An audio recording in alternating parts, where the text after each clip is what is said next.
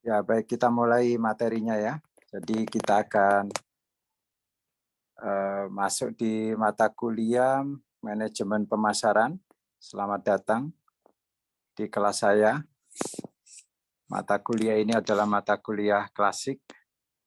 S1, S2, S3 ada semua. Nah, mata kuliah ini akan selalu dijumpai di kasusnya banyak. Kemudian kalau dicari di Google juga banyak sekali materinya. Ya. Kita akan lakukan secara ringkas di MM Unisla ini, ya, sehingga kita akan dapat esensinya. Kemudian nanti saya akan berikan case study sebagai tugas, dan nanti ujiannya juga case study. Oke, baik. Jadi ada dua kata di sini yang sebagai pengenalan ya, perlu kita pahami. Ada manajemen, ada pemasaran. Jadi manajemen pemasaran ini ada dua kata, manajemen dan pemasaran. Nah, kata manajemen ini sudah mungkin kata yang sangat populer ya. Kita kuliahnya aja magister manajemen. Nah, manajemen sendiri ini dimaknai sebagai sebuah aktivitas yang terstruktur. Aktivitas yang terstruktur. Jadi kalau kita berkumpul, kemudian kita merencanakan sesuatu, nah itu sudah aktivitas manajemen. Nah, tetapi secara teori, manajemen ini aktivitas terstrukturnya dipahami terdiri atas proses POAK. Apa POAK?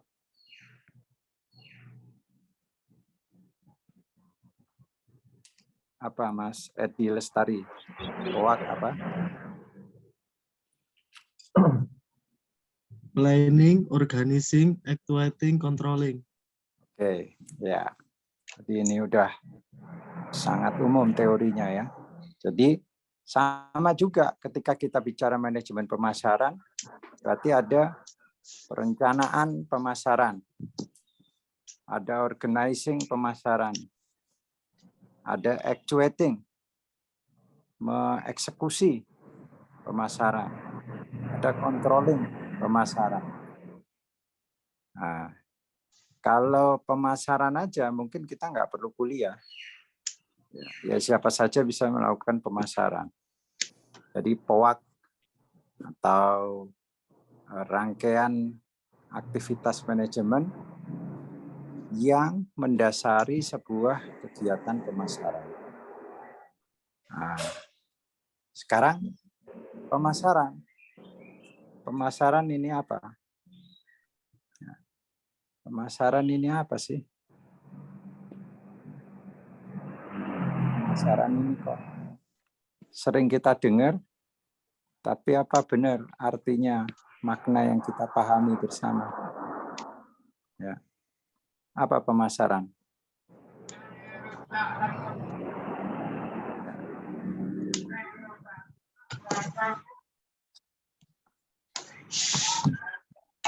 Mas Abdul Thohir, apa pemasaran?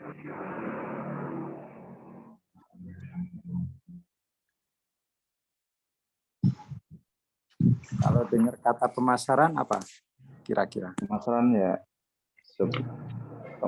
seperti penjualan yang apa ya? Seperti kayak sales tuh Pak. Jadi kan jualannya itulah. Ya. Oke, pemasaran. Ada kata penjualan.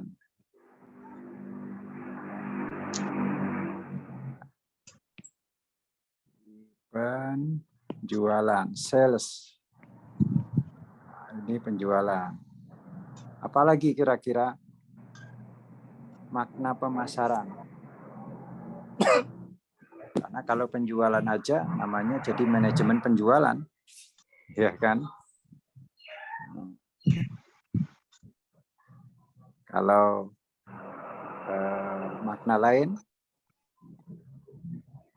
coba Octavia Ike Wijaya.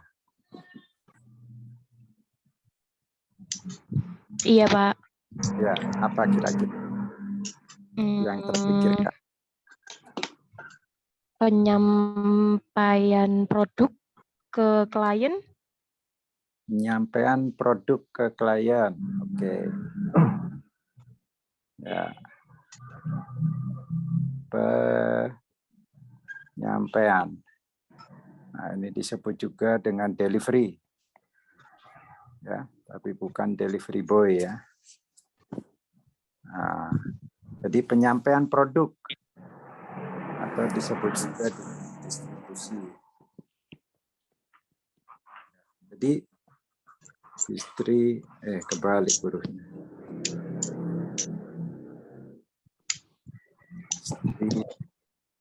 Jadi pemasaran ini rangkaian aktivitas. Mulai dari apa? Dimulai dengan riset. Ini Mrs. Kuesioner kan?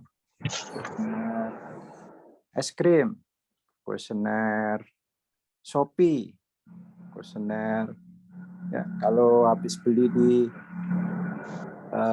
market online tuh kan suka ngisi puas atau tidak, bintang 1, bintang 5.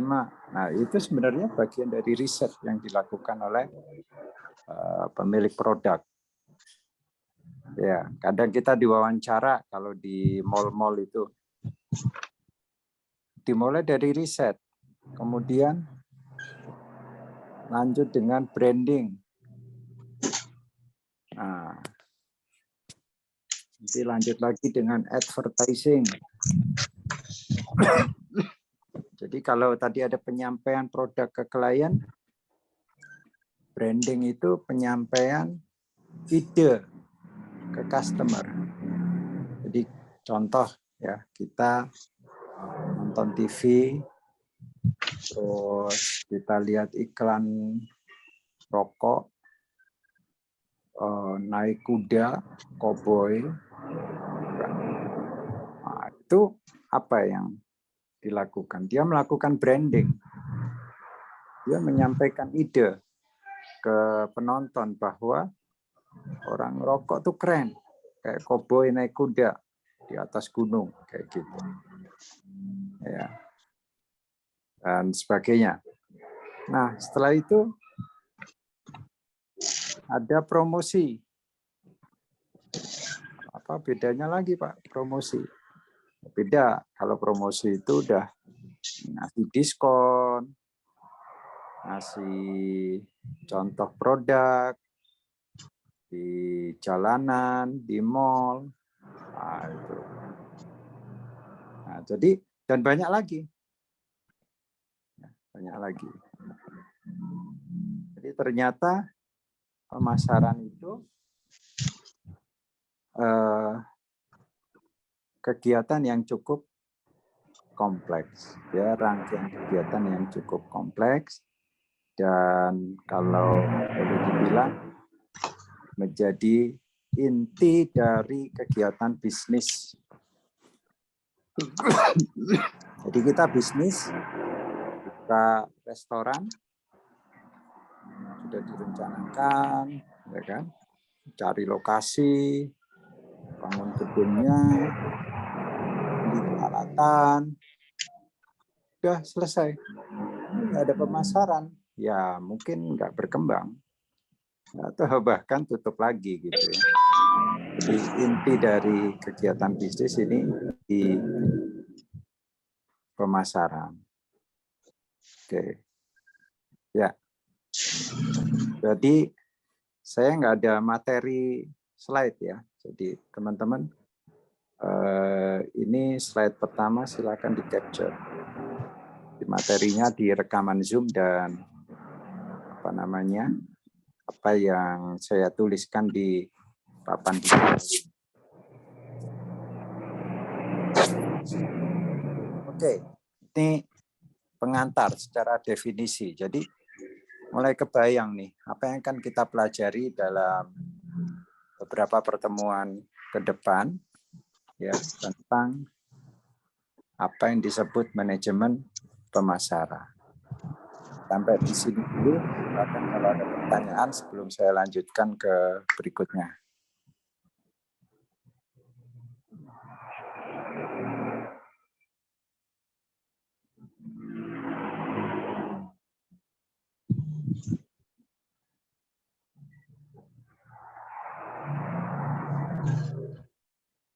Nggak ada?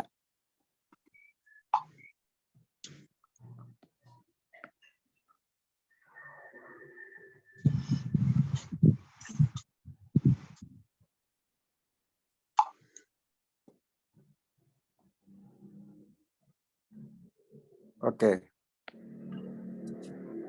Berikutnya saya mau diskusi. Kalau kita bisnis, apa sih yang kita jual itu? Apa yang kita jual?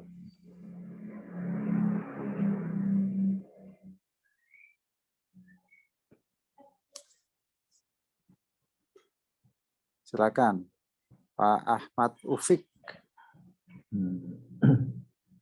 Kalau kita bisnis, jualan apa, Pak? bisa barang, bisa jasa, Pak. Oke, good. Bisa barang, bisa jasa. Pak Ufik jualan apa, Pak? Jualan itu, Pak. Apa namanya?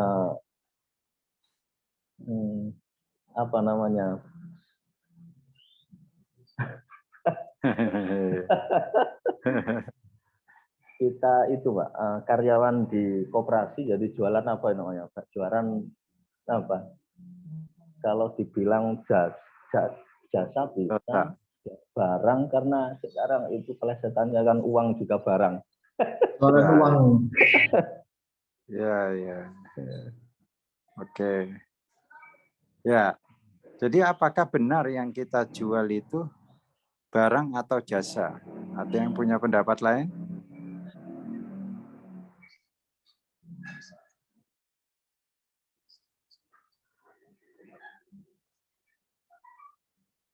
Ada Muhammad Alawi. Coba gimana pendapatnya?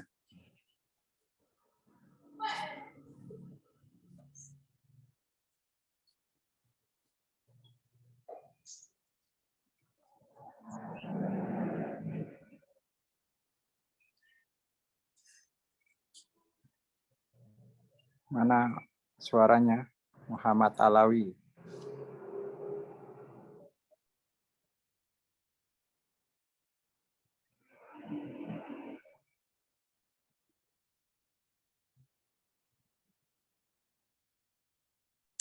Nggak ada. Edi Lestari.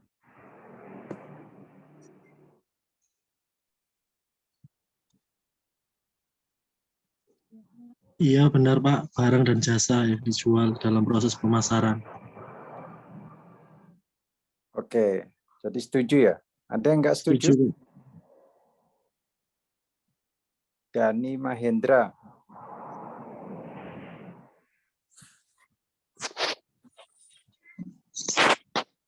Ya Pak, tergantung apa yang kita jual dulu. Kalau barang, mutu, kalau jasa mungkin pelayanan. Kalau barang ya berarti produk ya, jasa Ya. berarti pelayanan. Ya. Oke. Sekarang saya kasih ilustrasi ya. Ini warung kopi.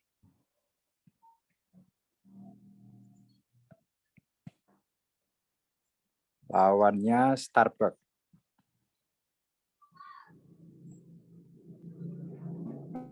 Nah, coba Pak Dhani Mahendra tadi ya. Warung kopi apa yang dijual? Starbucks apa yang dijual?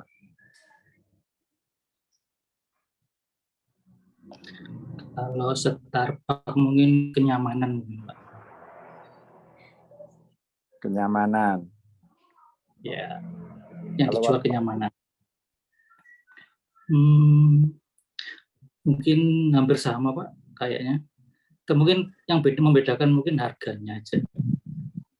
ya, kan maksudnya kita semua tahu lah ya harganya.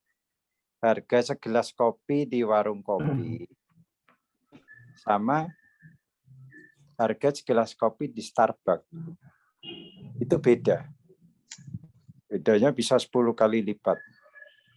Nah, pertanyaan saya, kok bisa beda? Sebenarnya yang mereka jual itu sesuatu yang Brand sama. atau merek dagang, Pak? Gimana Mas Edi? Brand atau merek dagang? Brand. Jadi yang dijual brandnya atau merek dagang. Oke, ada pendapat lain? Jadi kalau Starbucks ngejual brand, warung kopi jual apa?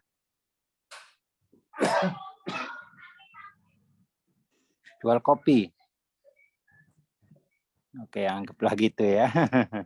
Sama jual kopi, Pak. Iya, sama-sama jual kopi. Gitu. Iya.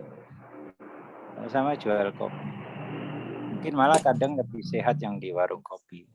Karena bisa jadi ya. Nah, tetapi ada yang berbeda. Ada yang berbeda. Starbucks jual gengsi. Gengsi. Gengsi. Oke. Gengsi. Gaya-gayanan. Gaya-gayanan. Kalau minum kopi di Starbucks pasti diposting. Ya itu Kelapa, ya. dibuat status, Mbak. Buat status katanya healing dulu di Starbucks. Iya. Tuh. Nah, sebenarnya ini fenomena apa gitu? Kalau bicara barang dan jasa saja,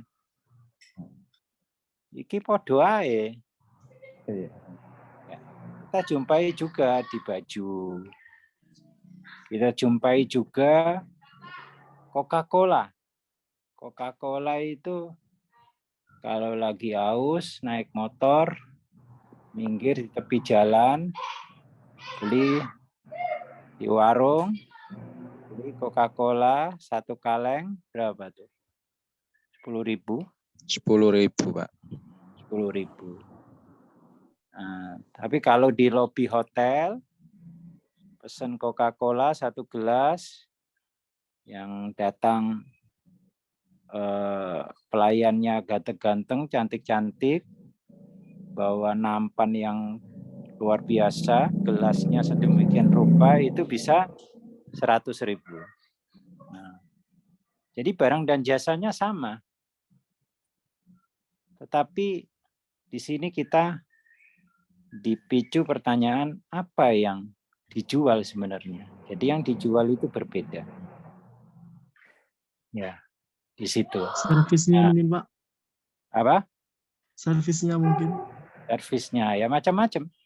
Itu tadi kenyamanan, gengsi, brand, itu semua betul. Nah, ini semua ya permasalahan ini dirangkum dengan sebuah nama yaitu value.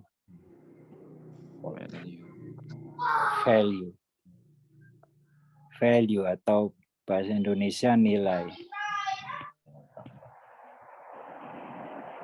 Nah, value. Jadi ada yang buka toko roti misalnya. Tapi toko rotinya ini aneh. Ternyata konsepnya dia itu zaman dulu. Jadi yang dijual itu roti-roti zaman dulu. Terus desain tokonya itu desain kayak bangunan klasik tahun Jadul. betul. 50-an tahun, bahkan kayu-kayu pakai kusen-kusen dari tahun sebut masih penjajahan Belanda kayak gitu. Nah, terus ditanya, ya sebenarnya dia jualan apa? Dia jualan, ya betul, secara barang dan jasa jualan roti. Tetapi secara value dia jualan kenangan. Memori, apa, nostalgia kayak gitu. Itu. Nah, makanya di beberapa kota yang bersejarah itu ada kota tuanya yang dipertahankan. Nah, dan sekarang menjadi ujung tombak wisata di kota-kota tersebut. Seperti di Semarang, ada kota tua. Di Jakarta itu kota tuanya kemarin direhab total. Habis miliaran itu sama Pak Anies Baswedan. Sekarang jadi ujung tombak wisata, kota wisata. Maksudnya wisata kota. Nah, yang dijual apa? Value. Gitu. Nah, inilah yang satu konsep mendasar di pertemuan pertama ini. Ya, ingin saya perkenalkan bahwa di dalam manajemen pemasaran kita tidak sekedar menjual barang dan jasa, tetapi harus kita pikirkan value. Ya, semakin tidak ada value-nya, maka barang dan jasa itu ya semakin murah, semakin harga apa adanya. Ya. Ada jualan pensil. Jadi pensil mau jualan harga biasa aja ya silakan, nggak apa-apa. Ya, tapi kalau mau di up harganya, ya, pensil kan buat anak-anak sekolah. Ada yang ujungnya dikasih toko-toko kartun, apa, nah itu value-nya ditambah. Value-nya ditambah.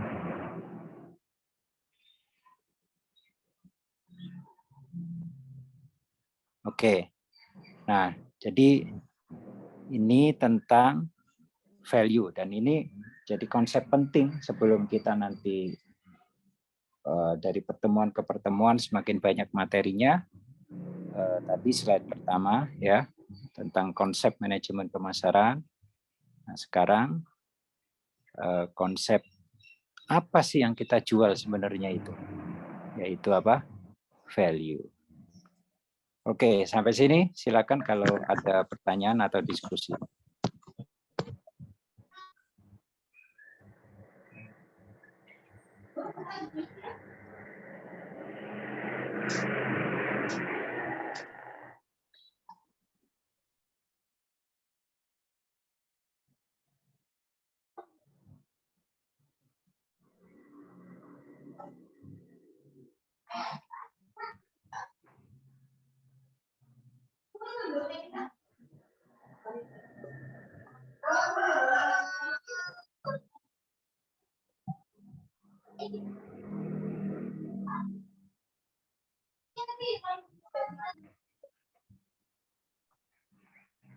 Oke, saya lanjutkan ya kalau nggak ada.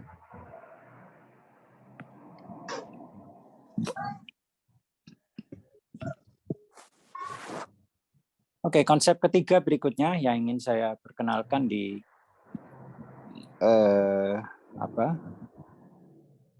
pertemuan pertama ini, pertemuan perkenalan ini, yaitu siapa?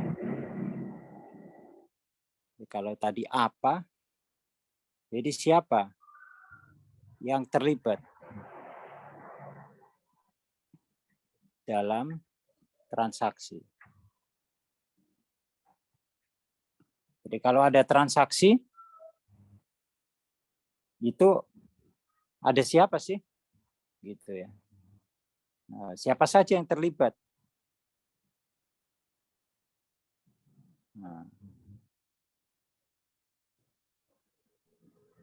Diki Darmawan. Ada orangnya?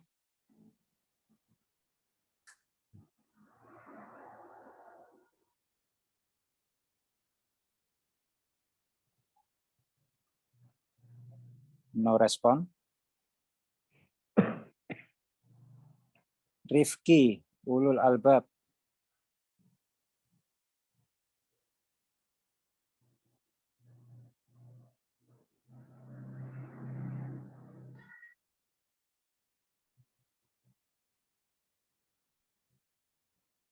Rifan. Iya Pak. Oke, baik. Untuk siapa yang terlibat dalam transaksi? Ya, Ada penjual dan pembeli Pak. ada penjual dan Pembeli. pembeli. Iya. Oke, penjual, ada pembeli. Oke. Ada lagi yang punya pendapat selain penjual dan pembeli, ada nggak? Barang yang Ada, Pak. ditransaksikan. Barang yang Hah? ditransaksikan, Pak. Barang yang ditransaksikan. Ya, Atau itu yang tadi pertanyaannya apa? Barang dan jasa kan? Ini Ya. orangnya. Penjual, pembeli. Mungkin pihak ketiga sebagai perantara. Pihak ketiga sebagai perantara. Ya, betul, Pak. Siapa tadi ya? Husnul Yakin, Pak. Oh, Pak Husnul. Ngeri nih Pak Husnul ini. Jadi penjual dan pembeli ada perantara sebagai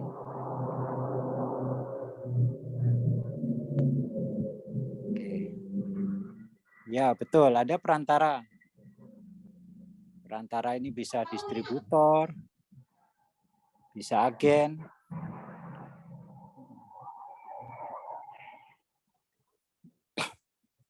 Ada lagi?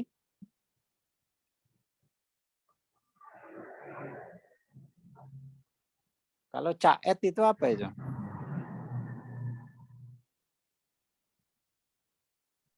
Perantara, Pak. Perantara juga. Iya. Iya. Ya, oke. Nah, jadi inti dari transaksi penjualan atau transaksi bisnis pasti intinya adalah penjual dan pembeli ini. Ini betul. Kalau kita tadi beli kopi ke warung kopi, ya kita datang ke warungnya, penjualnya menyiapkan kopi, kita minum kopi. Berarti tidak ada ya ketiga. Ya. Tetapi kalau kita misalnya melalui agen, distributor, dan sekarang kita banyak melakukan melalui marketplace, nah itu berarti ada pihak ketiga perantara. Perantara ini bentuknya bisa macam-macam hari ini, apalagi dengan perkembangan teknologi informasi. Nah, jadi ada penjual, ada pembeli, ada perantara.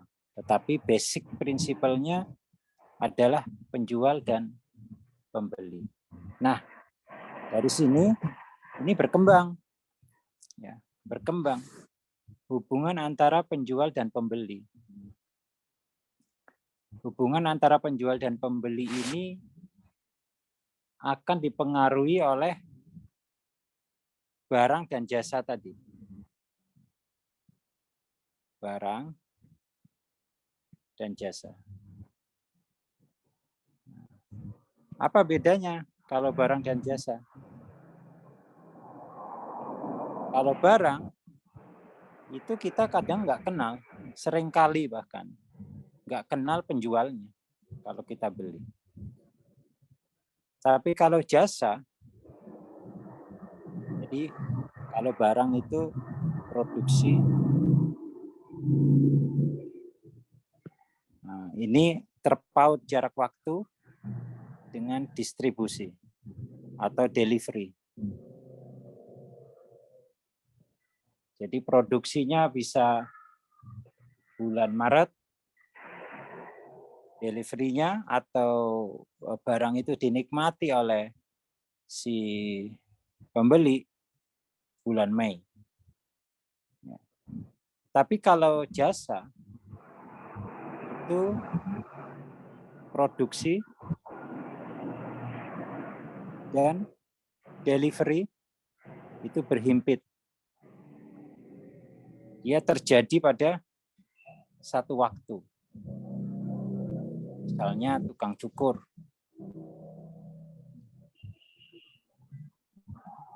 Tidak mungkin cukurnya beda hari dengan deliverynya. Meskipun ini sangat bervariasi ya dalam apa? Karena jasa sekarang kan bermacam-macam. Kayak misalnya karena persentuhan antara barang dan jasa ini juga tidak bisa putus, tidak tegas.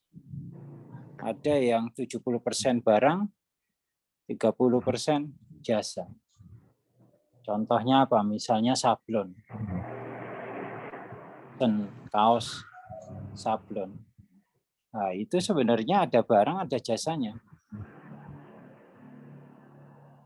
Nah, jadi pemahaman kita tentang ini itu penting untuk materi-materi berikutnya. Jadi ingat ada penjual, ada pembeli, dan ada perantara yang bentuknya sekarang sangat banyak sekali. Ada distributor, ada agen, ada dropship, ada agen delivery online, dan seterusnya, dan seterusnya. Ini tidak bisa kita abaikan nanti. Ya.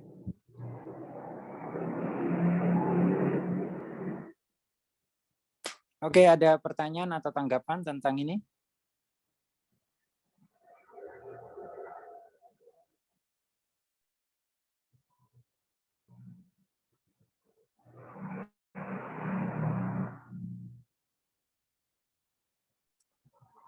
Silakan di crop.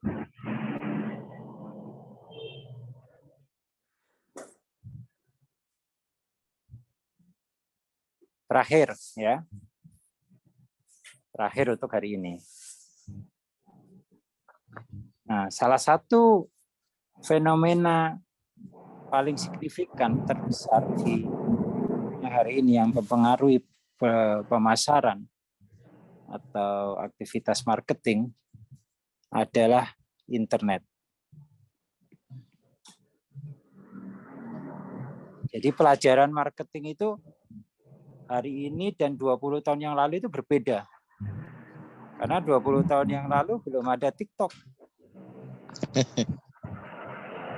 Sementara sekarang kita mau jualan apa? Bisa di pasar, bisa di Tokopedia, bisa di TikTok yang terbaru. Nah, apa pengaruh-pengaruh internet? Lainnya saya sebutkan tadi. Apa pengaruh-pengaruh internet yang kira-kira membuat pemasaran itu beda 20 tahun yang lalu dengan sekarang? Coba silakan yang mau berpendapat.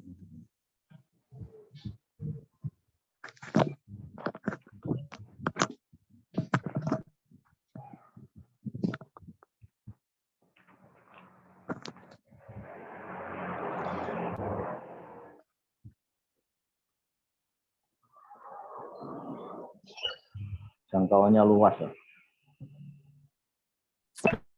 Semuanya bisa mengakses. Luas. Semuanya bisa mengakses. Kawannya luas, Pak.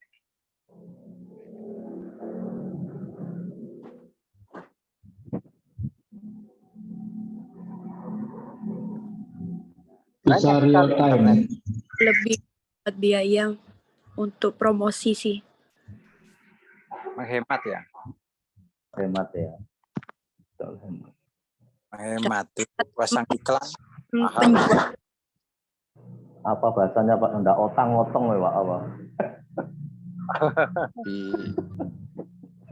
Apa itu? Enggak ribet sama barangnya. Tinggal posting. Udah apa namanya? Tinggal posting. Efektif apa efisien? Percepat Efisien. penjualan, pemasaran. biaya promosi. promosi. Nggak perlu modal banyak. Aku modal banyak kok bisa. Modal pemasaran maksudnya. Dapat meningkatkan penjualan lebih cepat. Ya, penjualan lebih cepat. Ya, jadi tadi apa? Luas, hemat, cepat. Apalagi tadi? Nggak Efektif, ribet sih, Pak. Nggak bawa barangnya kemana-mana ya, nggak ribet. Tinggal Efisien, posting. Pak ya. Ya, ya. efektif, efisien. Pelayanan itu dapat 20 secara online. 24/7 ya istilahnya. 24 jam sehari, 7 hari seminggu. Oke. Apalagi? Pengalaman punya toko online siapa nih?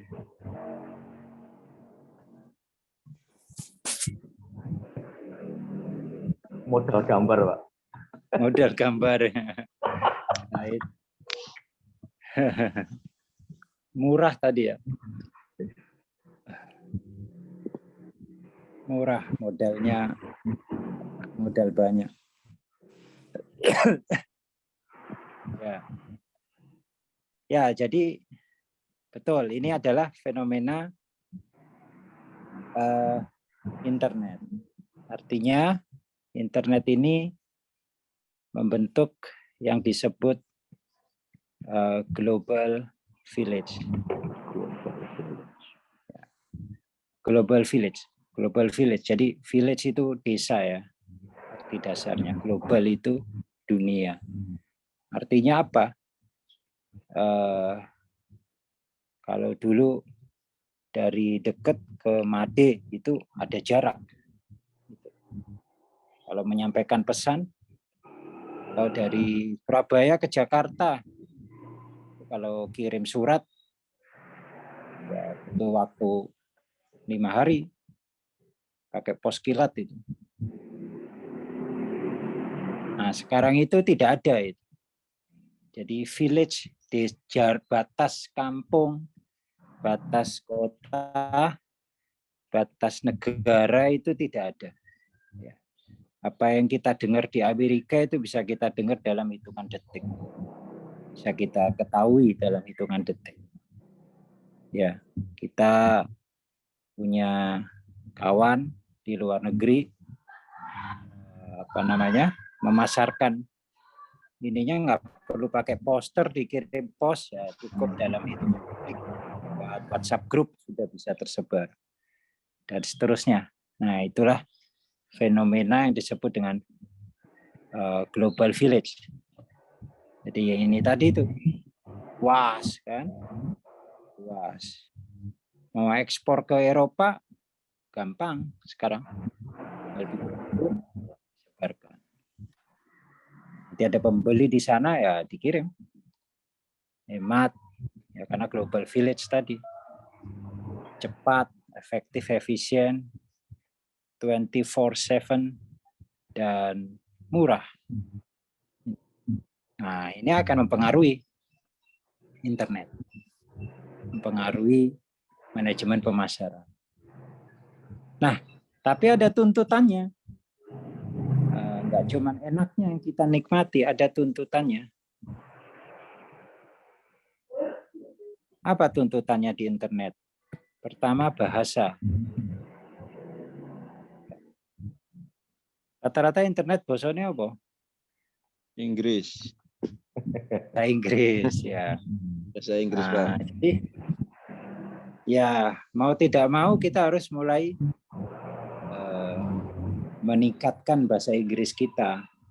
Tapi biasanya ini otomatis terupgrade. Bahasa Inggris di internet ini. Tuntutannya bahasa. Pendidikan anak-anak kita itu ya sekarang bahasa Inggris. Bahkan kadang anak-anak ini sudah bisa berbahasa Inggris gara-gara internet. Nah, kemudian apa? Etika. ada masalah besar di internet ini, yaitu masalah etika. Etika berinternet. Itu. Kalau kita baca di Twitter itu komen-komen itu kan, itu ngeri-ngeri. Itu nggak akan terjadi kalau kita bercakap-cakap langsung, caci maki, ya kan? Biasa sekali orang mencaci maki di komen-komen di internet itu. Padahal kalau dia bertatap muka langsung nggak berani itu. Ketemu gitu tatap-tatapan yes, meneng-menengan aja. Nah itu fenomena internet. Internet seperti kayak tanpa batas emosi, tanpa batas sopan santun. Nah itu tantangan. Ya, satu bahasa, yang dua etika, ya. Dan yang ketiga adalah istilahnya itu kejahatan ya. Kejahatan ini meningkat. Crime. Kejahatan di internet itu meningkat. Dan semakin canggih-canggih. Nah, kalau kita berbisnis di internet, kita harus paham dengan kejahatan-kejahatan internet yang mengancam kita. Sesederhana WhatsApp dihack. Nah, itu sudah kejahatan yang berbahaya itu. Ada akun Instagram yang jualan, mungkin produknya sudah besar, marketingnya bagus, dicuri orang. Wah, nangis-nangis yang punya produk.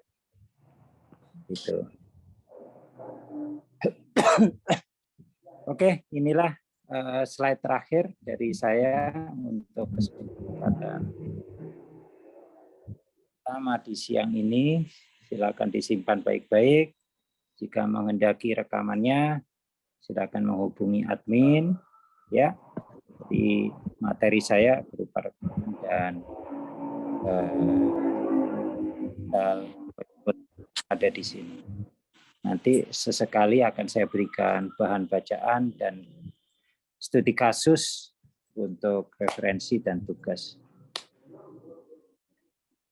Baik, terima kasih. Sampai ketemu lagi di jadwal berikutnya. Selamat melanjutkan kegiatan berikutnya. Semoga selalu. Assalamualaikum warahmatullahi wabarakatuh. Waalaikumsalam warahmatullahi wabarakatuh. Mbak Debbie.